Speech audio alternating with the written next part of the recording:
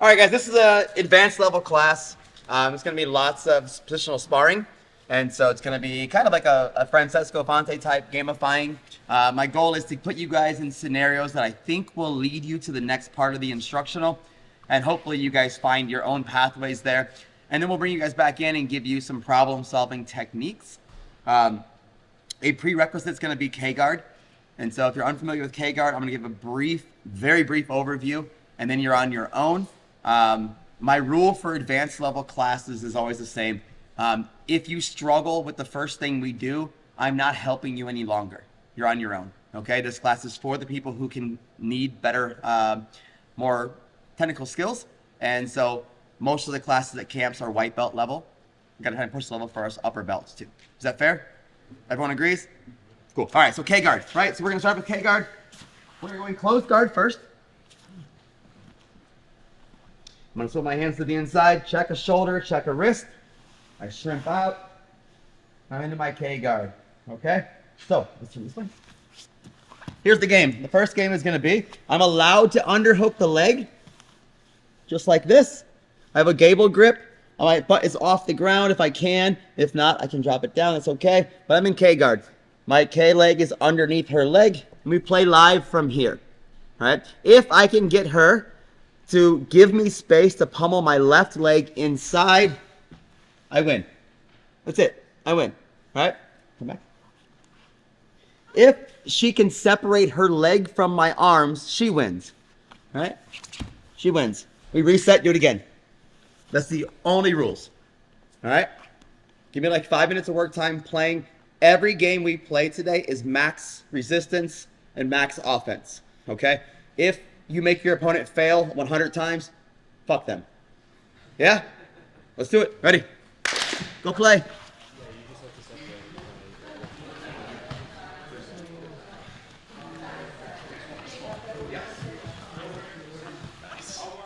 All right, good. So this is not a K-guard class or a leg lock class at all, right? But what I'm looking for is people to grab my head.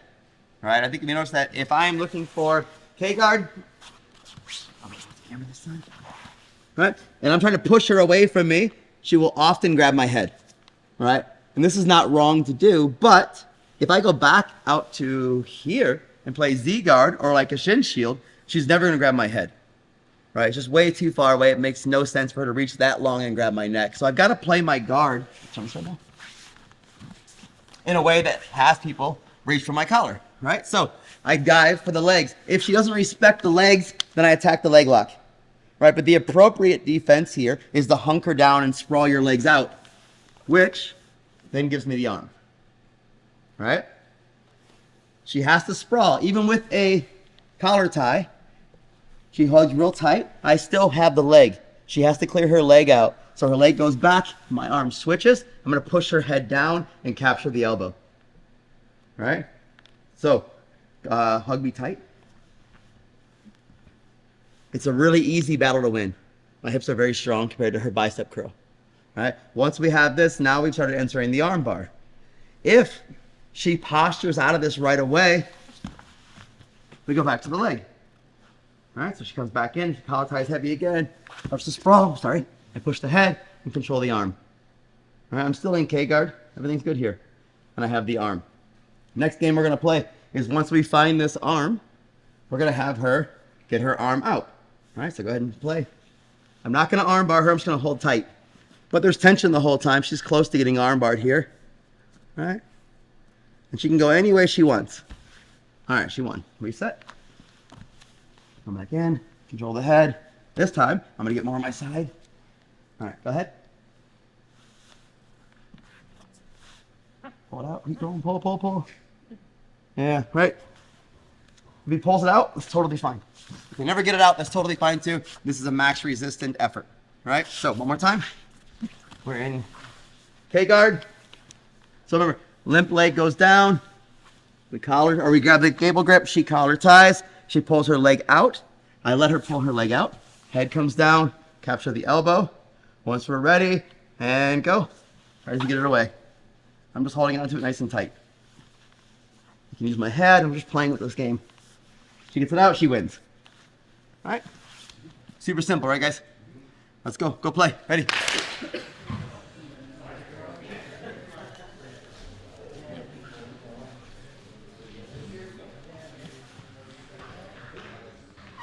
All right, very good. So everyone's escaping the way I wanted to see people escape. We're saying, hey, the arm bar is probably going to be on. Yes or no? I mean, I love this inverted arm bar. It's definitely one of my highest percentage submissions I do. But there's failures for sure, right? The arm gets kind of slippy, but reality is the arm only moves 2 different ways. And so when I have a straight arm lock, I can bicep curl or I can omoplata, right? My arm only goes those 2 ways. I need to have an option for both of them, right? The Choi bar happens when they forced omoplata shape, which is more common, okay? Mostly because I use a tight clamp with my ear to my shoulder to hold their wrist and make it really, really hard for them to turn into that bicep curl shape, right?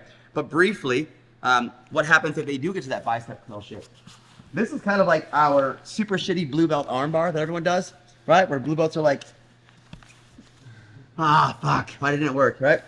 New blue belts, not you guys, all right? So, but I want to avoid that. That's why the shin's across there. So I get into my K guard, she cross faces, I move into here, okay? So I'm gonna pinch tight, I'm gonna step on her hip, okay? Now I have this push-pull tension where I can drive with my shin and I can keep her away from defense by getting her leg to her hand, right? I wanna keep that away. I'm gonna avoid this. So I'm here.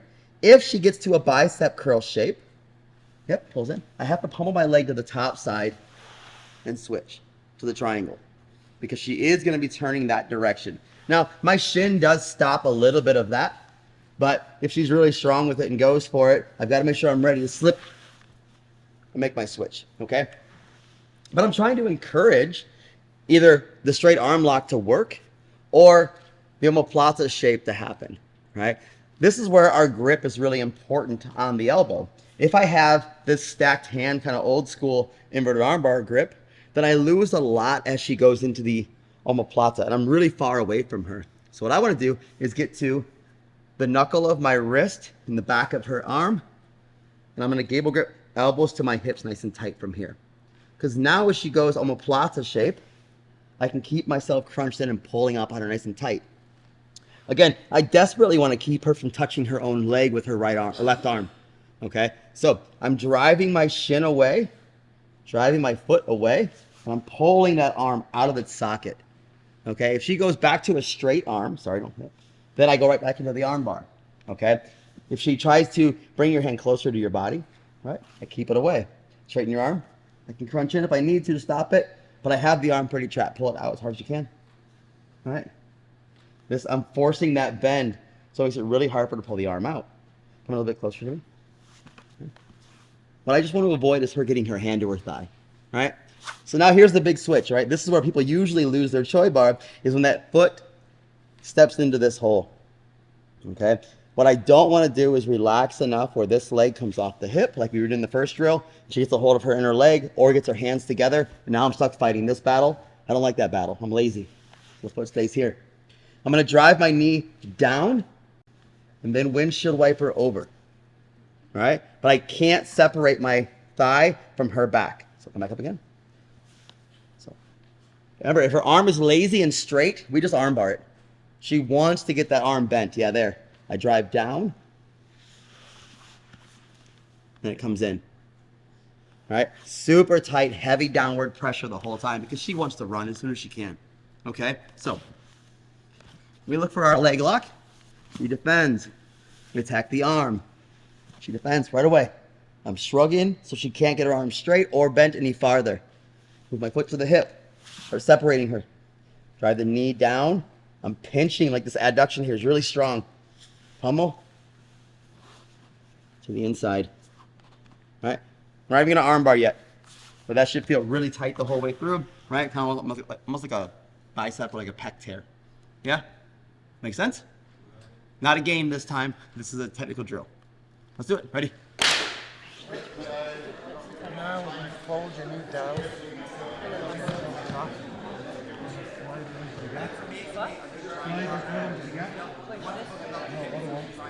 Oh, yeah.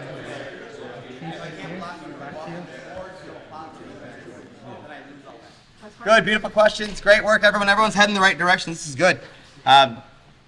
All right, so I went down a deep dive of Choi bar because I talked so much shit about Choi bars. Like I just thought they were the worst thing ever. And so I'm like, okay, let's figure this out because guys make them work really, really well.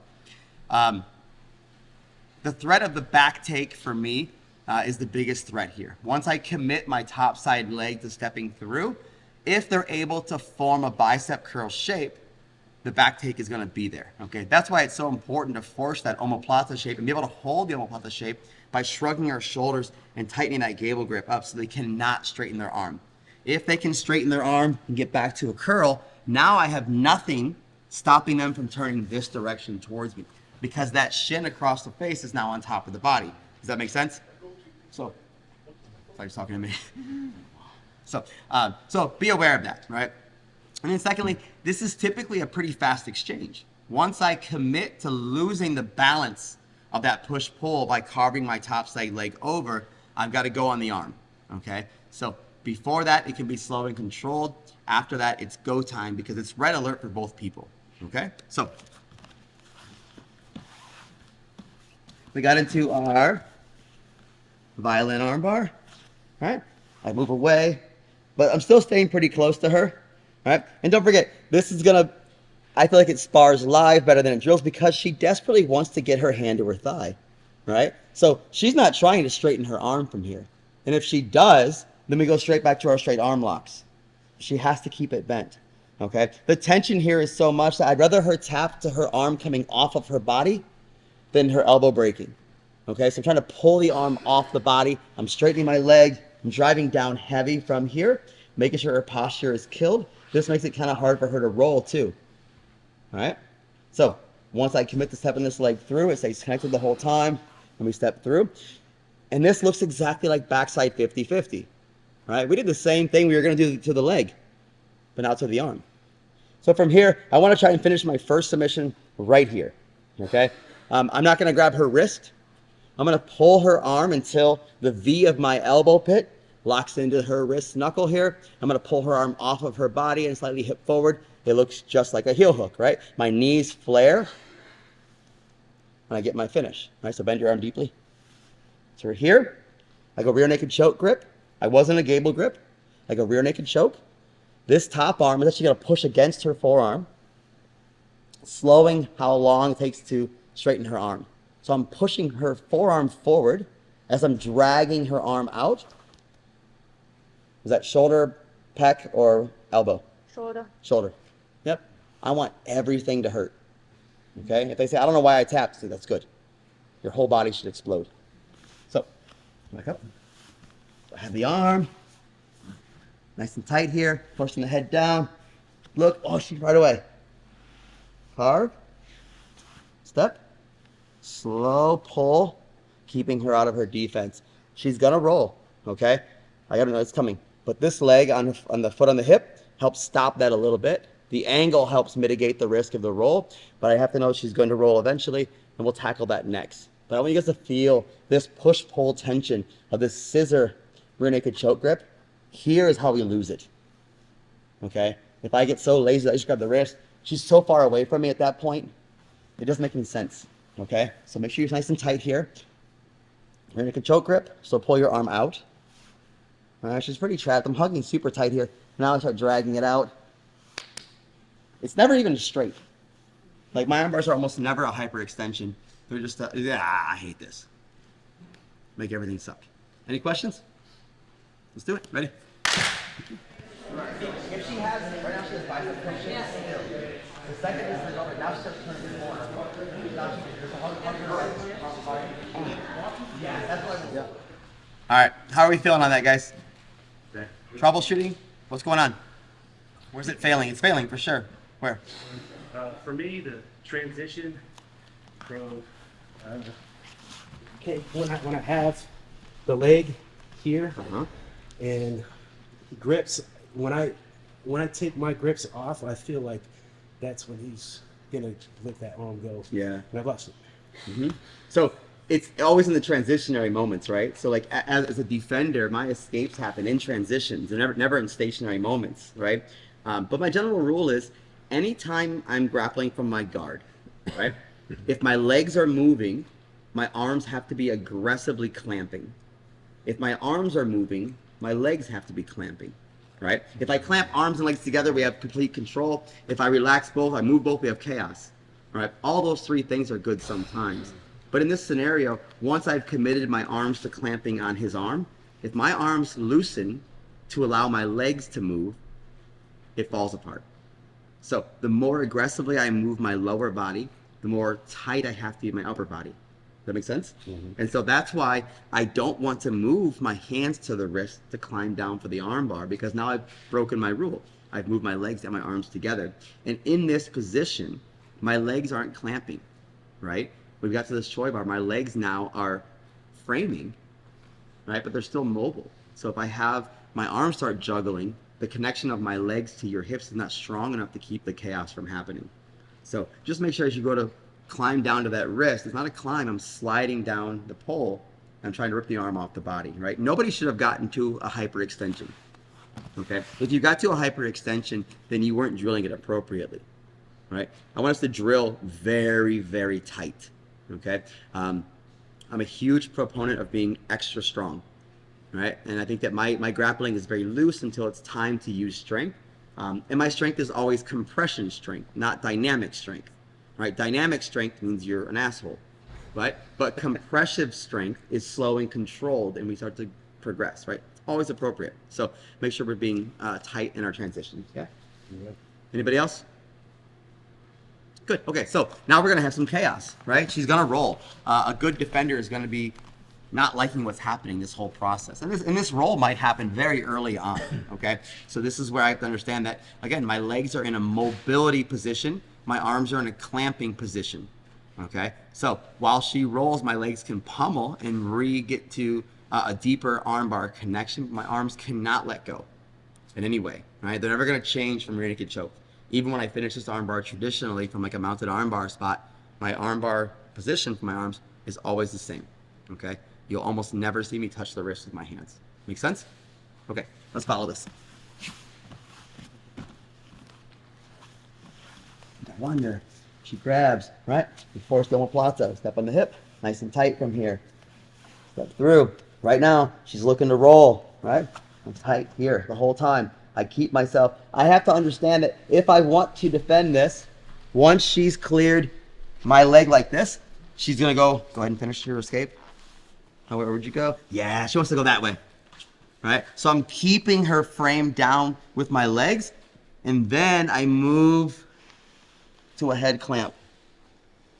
Oh, her face is making terrible faces. All right.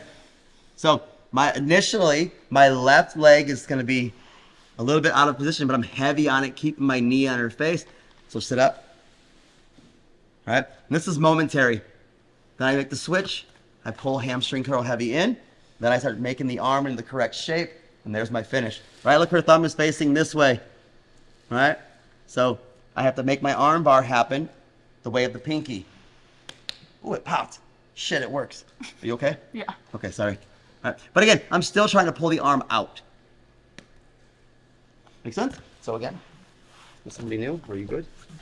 Okay. I want to be in so much trouble later. Okay. She rolls. Switch. Tight. Tight. That was my finish. Now, you know they're going to roll. Make sure you guys know what comes first. All right? Got to control that head. Most of my armbar defenses is clearing my head. If you can't pin my head, it's really hard to finish the armbar. Any questions? One.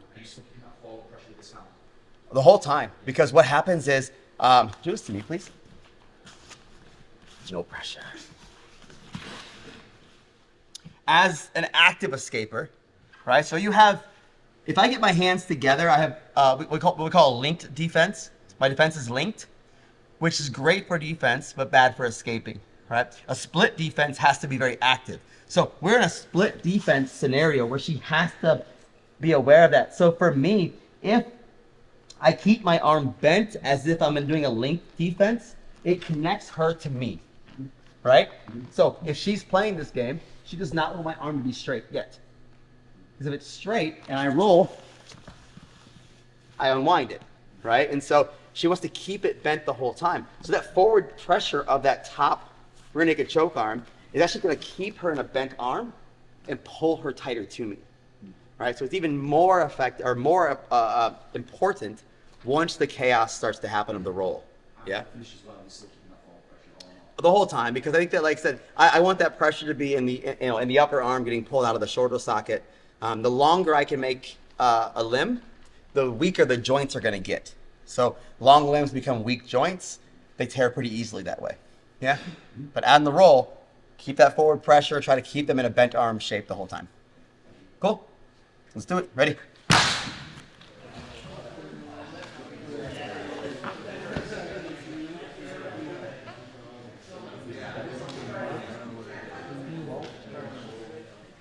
All right. Who's fucking it up? Bullshit. All right. Who's struggling somewhere? Yeah? That was kind of like a jazz hand. With how the finishing position is, I keep Yeah. this one. Yeah, it's a really tough habit to break, right? And for me, it's this way because of that rule. My arms have to be clamps if my legs are moving, you know? And so for me, this can happen not just from K-guards. Anytime I can get a hold of that arm, I know that my arms now are committed and dedicated just to clamping onto somebody. And the second I start repummeling my hands, because we're cavemen, and our palms, we want to grab shit, right? And so, but our body doesn't work so well with that. You know, grip fighting is a real thing. We can do it from our feet and play the grip fight game. But if I can get to a good, strong rear naked choke position, I will do this in almost every submission I do. Like I'm looking for this as opposed to anything else. Like a straight ankle lock. My ankle locks are usually in this, not a gable grip, not pulling up, right? It's just not very effective for us. So it's not that it's difficult to do. It's a difficult habit to break, right? And you guys can armbar however you'd like. I'm just telling you the way I find the most effectiveness. And I think most of the guys that are feeling their arms are getting really sore, right? I really want that feeling. And like I was telling Paul, if I can make your whole arm under duress, then you're much less likely to try a violent escape. Because everything's in pain. Everything's like you're high alert. And so injuries tend to happen because of loose submissions, right? If I go for a loose submission, you're more likely to escape, which means I have to put the submission on harder.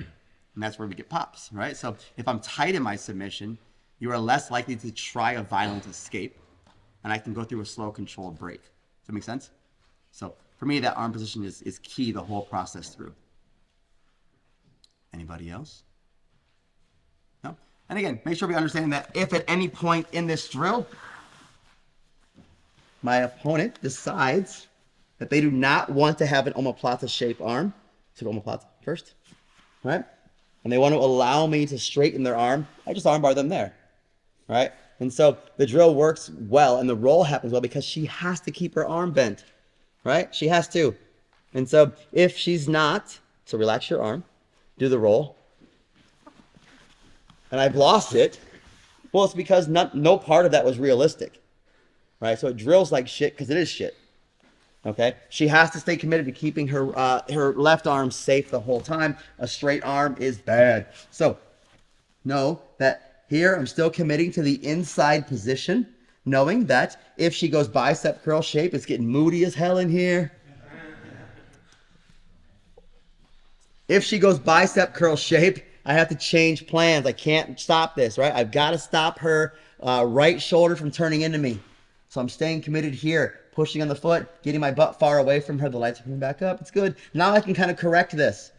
Okay? Once the arm flops to omoplata shape, she's going to be racing to get it back to her thigh. If she gets to her thigh, we're in trouble. All right? We can still finish this. Tons of good shit from here. I saw a couple of you guys, for some reason, switching to a Kimura from here. Don't do that. Right? We're staying nice and tight through here. We can still get a Kimura break from here. Right? But the reality is, once I forced omoplata's shape, I kill posture. Okay? Now, if she runs towards my back, right, I can still control. Once we step, she absolutely can roll towards my back. So I'm trying to get away from her. Start straightening that arm. Right? Once she knows she's in trouble, she goes for that roll. Right? We kill the face. We send out to the end of the arm. Add our hip breaking pressure. Chase the arm bar all the way through there. That's it? I'm really good at this. So thank you guys for your time. These armbar mechanics work in almost every armbar we do. All right, and so make sure we're understanding how armbars work, how we can create that tension, make everyone mad at you because their biceps hurt, not their elbows. Cool. Thank you guys so much. Let's get a photograph, and then we'll have Christian's drunk grappling friends class.